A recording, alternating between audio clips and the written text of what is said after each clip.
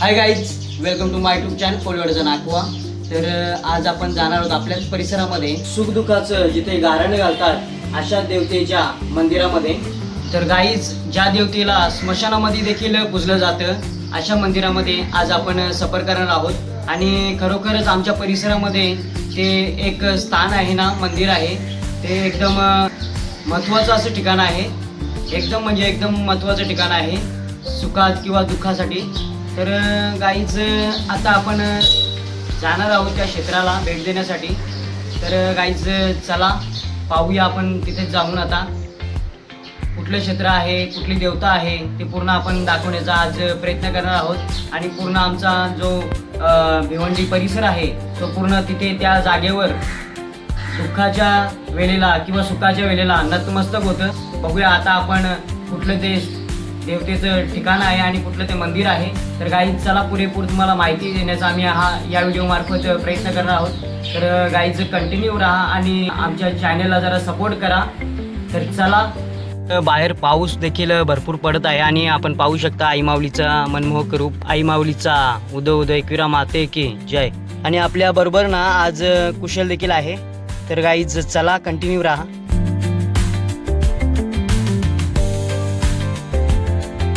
मित्रांनो, पोचलेलो जाता आम्ही आपल्या मंदिराच्या ठिकाणी, जेथे पूर्ण भिवंडी तालुक्यातील पंचक्रोशीतील दशक्रियाविधी तसेच 10वा आपण ज्याला बोलतो ते इथे होत असतं। तर मित्रांनो, 10व्या दिवसाला केली जाणारी धार्मिक क्रिया त्याला दशक्रियाविधी आमच्या भाषेमध्ये दशपिंड असं म्हणतात। तर गाईज, चला तर आता डायरेक्टली आपण मंदिरामध्ये जाऊया। चला।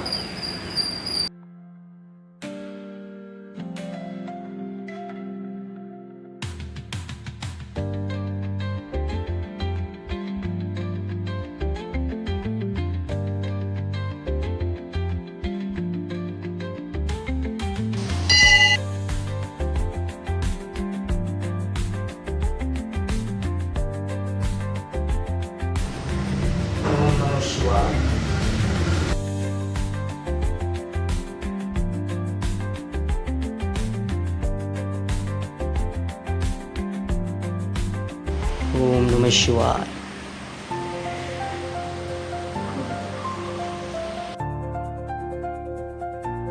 पाहू शकता साक्षात महादेव, हर हर भोले।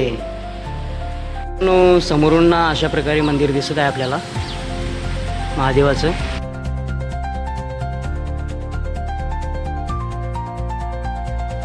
तर मित्रांनो, आताच आपण शंभू महादेवाचं दर्शन घेतलेलं आहे। आणि हे पूर्ण तीर्थक्षेत्र ना आमच्या धुलकाडी भिवंडी तालुक्यामधील धुलकाडी या गावामध्ये आहे।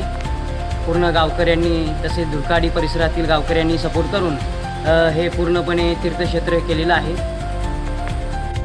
तर मित्रांनो, सांगायचं झालं तर पूर्णपणे ना महादेवाची लीला ही परंपरा आहे। तर मित्रांनो, सांगायचं झालं तर पूर्ण पंचक्रोशीमध्ये म्हणजेच पूर्ण भिवंडी तालुक्यामधील इथे सुखदुःखाचं पूर्णपणे इथे संगोपन होतं। म्हणजेच दशक्रियाविधी म्हणजेच काय, तर कुठलाही व्यक्ती घरातील सदस्य कुठलाही गेला तर त्याच्या पावित्र्यासाठी म्हणजेच त्याचा मार्ग खुला करण्यासाठी धार्मिक विधी केला जातो। म्हणजेच 10व्या दिवसाला पूर्णपणे धार्मिक विधी येथे केलं जातं, त्याला बोलतात दशपिंड आमच्या भाषेमध्ये। तर हे पूर्णपणे इथे पूर्ण भिवंडी परिसरातील सुखदुःख ज्याला आपण म्हणू इच्छितो हे पूर्ण येथे कार्यकाल इथे होत असतं। मंदिराच्या समोरूनच ना एक वर्षभर वाहणारं जलस्तोत्र आहे, आपण पाहू शकता। हे पूर्णपणे ना पांजरपूर जलशुद्धीकरण येथूनच वाहत असतं आणि हे पूर्ण भातसा नदीचं जलस्तोत्र आहे। पिण्याच्या पाण्याची व्यवस्था देखील इथे केलेली आहे। तसेच समोरच आपल्याला पूर्णपणे चेंजिंग रूम दिसत आहेत महिलांसाठी।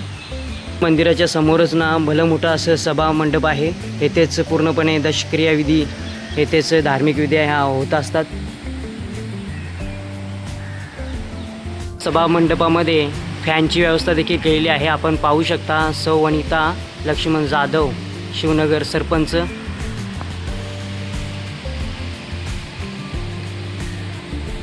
खाली उतरण्यासाठी देखील प्रशस्त अशा पायऱ्या केलेल्या आहेत पाण्यामध्ये उतरण्यासाठी। मध्ये आपण पाहू शकता CCTV कॅमेराची व्यवस्था देखील केलेली आहे। मित्रांनो पाहू शकता प्रशस्त ग्रामपंचायतने ना पूर्णपणे बाकड्यांची व्यवस्था देखील केलेली आहे मंदिरामध्ये. तर मित्रांनो दरवर्षीप्रमाणे याही वर्षी शिवमहापुराण कथा येथे शनिवार 22/8/2026 ते शनिवार 29/8/2026 रोजी आयोजित केलेले आहे. आपण पाहू शकता बॅनर. पूर्ण कार्यक्रमाची रूपरेषा खाली दिलेली आहे. तर मित्रांनो आम्हाला देखील आमच्या पूर्ण परिसराला भिवंडी परिसराला जर दशक्रिया विधी करायचा असेल तर कांबा म्हणजेच रायता कांबा इथे जावं लागायचं. पण आमच्यासाठी हे पूर्णपणे एकदम सोपं आणि सरळ झालेलं आहे. आणि खरोखरच यामध्ये आमचा वेळ देखील वाचला आणि जो वाहनांचा जो खर्च आहे म्हणजेच ट्रॅव्हलिंगचा खर्च देखील आमचा वाचलेला आहे. तर मित्रांनो प्रशस्त पूर्णपणे ना ही सुखसुविधा जी आपले दशक्रिया विधीची सुखसुविधा ही पूर्णपणे ना सोनाले ग्रामपंचायत तसेच शिवनगर ग्रामपंचायतनी केलेली आहे. तसेच हे भूमिदान जो आहे ना ते जाधव परिवार दुर्खाडीचे तसेच वाकडे परिवार यांनी केलेलं आहे. खरोखरच त्यांनी पुण्यशील असं काम केलेलं आहे. आणि मित्रांनो हे मंदिर बांधल्यापासून ना आमच्या पूर्ण परिसरातील गोरगरीब मी बोलतो, श्रीमंत तर जातातच पुढे पण नाशिकला जातात पुढे पण जातात, पण गोरगरिबांचं देखील इथे समर्पण होतं आणि देवाची सेवा होते. पूर्ण कार्यकाल म्हणजेच पूर्ण दशक्रिया विधीचं कार्य येथे केलं जातं. तर गाईज कसं वाटलं तुम्हाला महादेवाचं दर्शन तसेच दशक्रिया विधीची जे स्थळ आहे ते त्याबद्दल निश्चितच सांगा. लाईक करा, शेअर करा, कमेंट करा आणि नवीन असेल आपल्या चॅनलला तर सबस्क्राईब करायला विसरू नका. कोलिवाड्याचा नाकवा. तर गाईज कसं वाटलं तुम्हाला महादेवाचं दर्शन आणि पूर्णपणे दशक्रिया विधी होणारं स्थळ त्याबद्दल निश्चित सांगा. लाईक करा, शेअर करा, कमेंट करा आणि नवीन असाल आपल्या चॅनलला तर सबस्क्राईब करायला विसरू नका. कोलिवाड्याचा नाकवा. चला तर भेटूया नवीन व्हिडिओमध्ये. हर हर महादेव.